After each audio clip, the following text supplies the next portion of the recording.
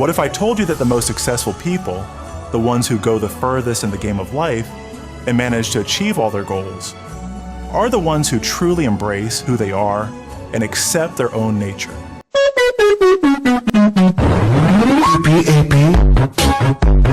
Think about the well-known Darth Sidious. He fully embraced his true nature. He never denied his ambitions, his hunger for power, or his anger. He completely gave himself over to the dark side. He embraced his true self and everything he truly believed in, which ultimately allowed him to accomplish the legendary feat of destroying the Jedi Order. Time has come. Now, the point I'm making here isn't about whether he was good or bad. That's not the focus. I'm simply showing that by fully embracing his essence, he was able to achieve everything he ever wanted.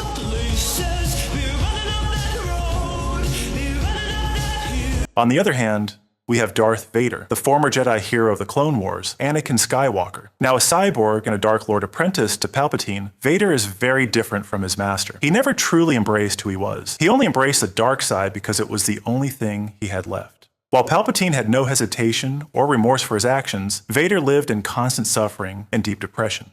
One lesson we can take from Darth Vader's story is that rejecting ourselves can be just as dangerous as fully embracing the worst parts of who we are.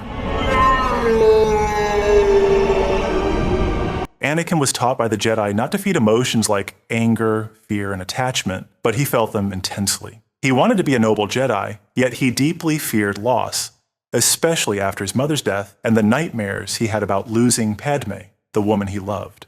He hated feeling powerless, and that ultimately led him to fall to the dark side. This is one of the reasons I believe Vader was never able to surpass his master. He never fully accepted himself. In Star Wars Episode 6, Return of the Jedi, we finally see Darth Vader, after a long time, accepting his true nature. He accepted his past, his love for Padme, and his son Luke Skywalker, and becoming Anakin again. He chose compassion over fear.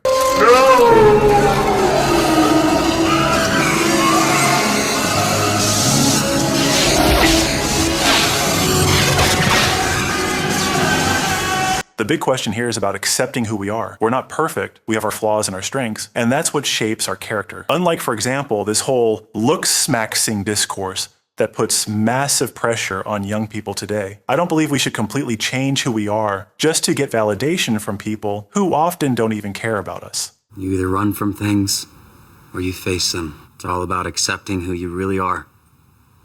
I accept who I am.